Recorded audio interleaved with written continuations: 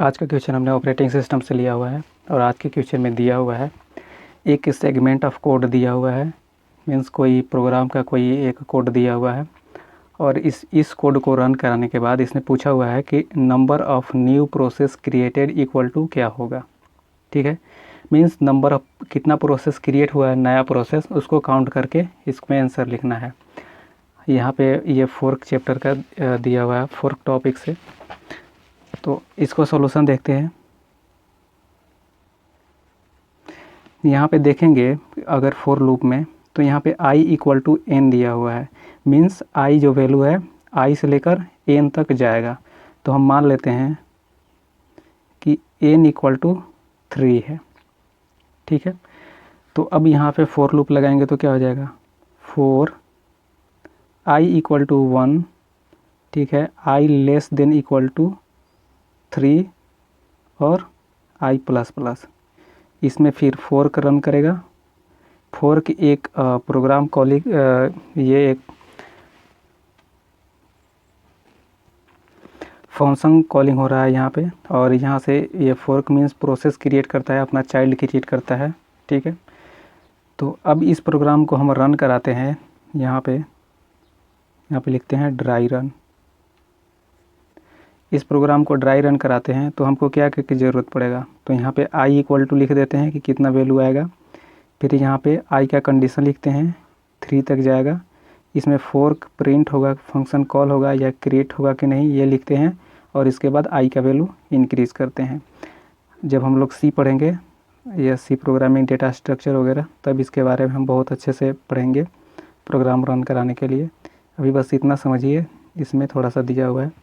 i का value सबसे पहले क्या चीज़ है, तो i का वैल्यू हम यहाँ पे एक मेमोरी क्रिएट कर लेते हैं i के लिए, ताकि हमको वैल्यू याद रहे कि कौन सा वैल्यू कब आ रहा है। तो i का वैल्यू सबसे पहले क्या था, 1 था। ठीक है, अब यहाँ पे 1 ले लिए, i 1 less than equal to 3, condition true है। ठीक है, मीन्स फोर्क जो है प्रिंट होगा, मतलब कि फंक्शन कॉल होगा यहाँ से। ठीक है, तो चलिए फंक्शन कॉल हो गया और i का वैल्यू इंक्रीज़ हुआ। तो i का वैल्यू पहले क्या था, i था, और यहाँ पे एक इंक्रीज़ होगा तो यहाँ पे क्या हो जाएगा, 2, 1 था तो यहाँ पे 2 वैल्यू पुट करेंगे। अब फिर से प्रोग्राम, अब एक लूप यहाँ पे कंप्लीट कर दिया, फिर से रिसाइकलिंग करेगा फॉर लूप जब तक ये कंडीशन फॉल्स ना हो जाए। तो यहाँ पे i का वैल्यू 2 हुआ, इंक्रीज़ हुआ, तो यहाँ पे 2 लेस देन इक्वल टू 3, ये भी कंडीशन ट्रू है। मीन्स फोर्क फिर से फंक्शन कॉल करेगा, प्रोसेस चाइल्ड क्रिएट करेगा और यहाँ पे i का वैल्यू इंक्रीज़ करेगा। तो यहाँ पे 2 + 1 इक्वल टू 3 हो जाएगा। ठीक है, तो यहाँ पे i को अपडेट करते हैं, 3 लिखते हैं। जब i का वैल्यू 3 होता है तो 3 लेस देन इक्वल टू 3, ये भी कंडीशन अभी तक ट्रू ही है। यहाँ भी फोर्क कॉल होगा और ये अपना चाइल्ड क्रिएट करेगा। यहाँ पे क्या होगा, यहाँ पे i का वैल्यू इंक्रीज़ होगा। तो i का वैल्यू इंक्रीज़ होगा तो 3 + 1 इक्वल टू 4, और यहाँ पे 4 लिखते हैं। ठीक है, अब यहाँ पे i इक्वल टू 4 लेते हैं तो 4 लेस देन इक्वल टू 3। ठीक है, यहीं पे कंडीशन ये फॉल्स हो गया, मीन्स ये लूप से बाहर चला जाएगा, इधर रन कराएगा ही नहीं। अगर हम यहाँ पे देखें तो हमारे पास कितने बार फंक्शन कॉलिंग हुआ है, 1 2 3, यहाँ पे 3 टाइम्स फंक्शन कॉल हुआ है। तो अब देखिए यहाँ पे इसी को हम एक दूसरे तरीके से लिखते हैं। पहले हम यहाँ पे फॉर लूप को लिख लेते हैं कि फॉर i इक्वल टू 1 और i less than equal to 3, i plus plus. जब हमने दिया तो मेरे पास फोर्क कितने बार प्रिंट फंक्शन कॉल हुआ, तो एक फंक्शन कॉल हुआ, दूसरा फंक्शन कॉल हुआ और तीसरा फंक्शन कॉल हुआ। तब जाके यहाँ पे प्रोग्राम टर्मिनेट हो गया। अगर n नंबर ऑफ रहेगा तो ये n टाइम्स जाएगा, तब जाके फोर्क क्रिएट। अब यहाँ पे हमको फाइंड करना है कि ये कितना चाइल्ड और क्रिएट करेगा। तो चाइल्ड क्रिएट करने के लिए सबसे पहले इस फोर्क को फंक्शन कॉल करते हैं। जब यहाँ से फंक्शन कॉल करेंगे इस फोर्क को, तो यहाँ पे फोर्क कॉल हुआ। ठीक है, इसके नीचे जितना भी लाइन है वो रन करेगा। फोर्क ये कॉल हुआ, यहाँ पे देखा कि एक और फंक्शन आ गया, तो ये कॉल करेगा अपने आप को। तो ये जब कॉल किया यहाँ से, तो यहाँ भी कॉल हुआ फोर्क, और ये भी फंक्शन देखेगा कि इसके नीचे कुछ है कि नहीं।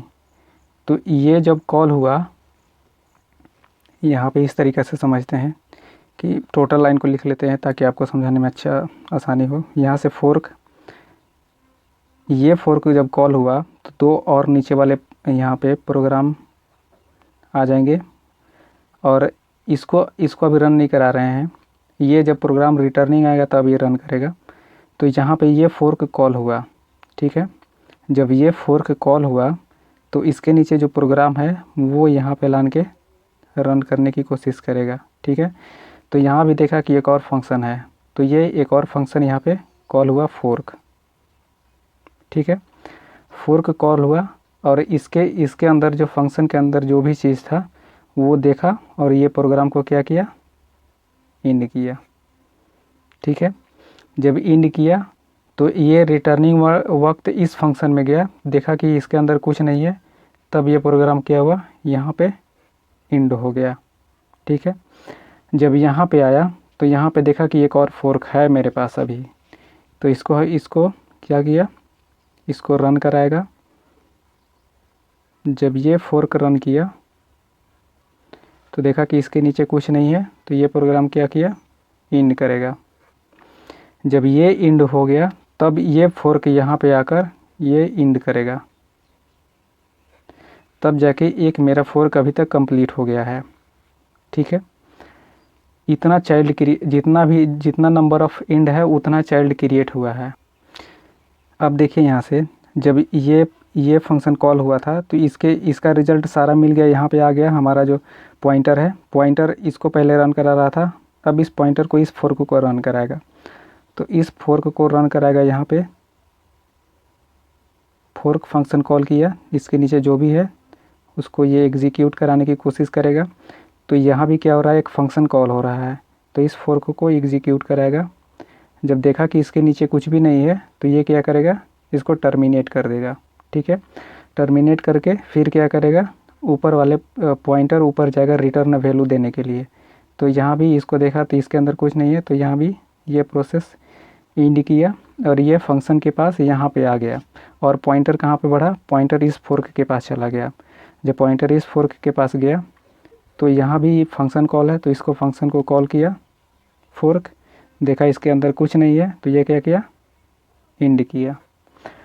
अब ये पॉइंटर टोटल पॉइंटर को ये रन करा चुका है, पॉइंटर जो है टोटल फोर्क को एग्जीक्यूट कर चुका है।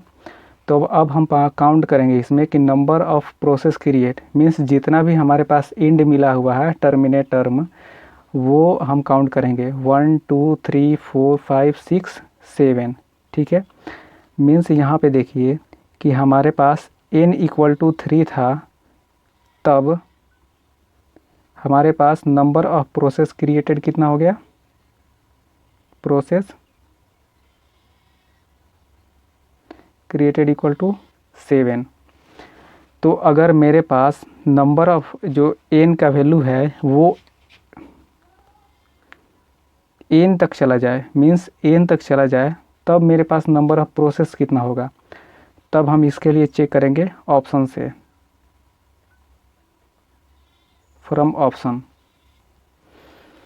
ऑप्शन ए को देखेंगे तो ऑप्शन ए में दिया हुआ है n, मीन्स अगर n का वैल्यू 3 है तो नंबर ऑफ चाइल्ड क्रिएटेड, मतलब कि जितना नंबर ऑफ प्रोसेस किया होगा तो वो 3 ही होगा। मीन्स ये तो रॉन्ग है, क्योंकि ये कंडीशन फॉल्स है, क्योंकि मेरे पास अगर हम n = 3 लिए थे तो हमारे पास क्रिएटेड प्रोसेस 7 आया था।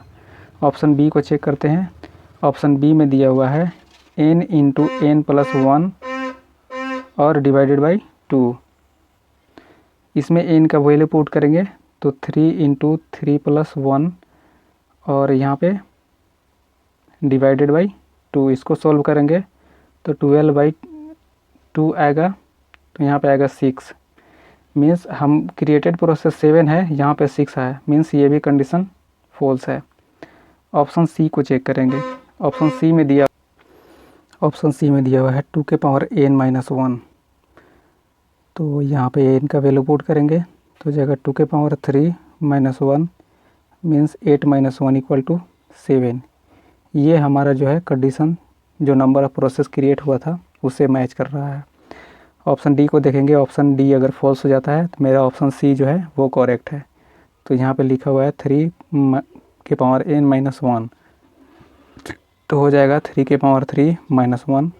यहाँ पे ये हो जाएगा 27 माइनस 1 इक्वल टू 26। ये भी कंडीशन फॉल्स हो गया। Means option A, option B और ऑप्शन डी फॉल्स है, ऑप्शन सी ट्रू है। ठीक है, तो यहाँ पे लिखेंगे hence option C is correct. ठीक है, और यही हमारा आंसर भी है। Thank you.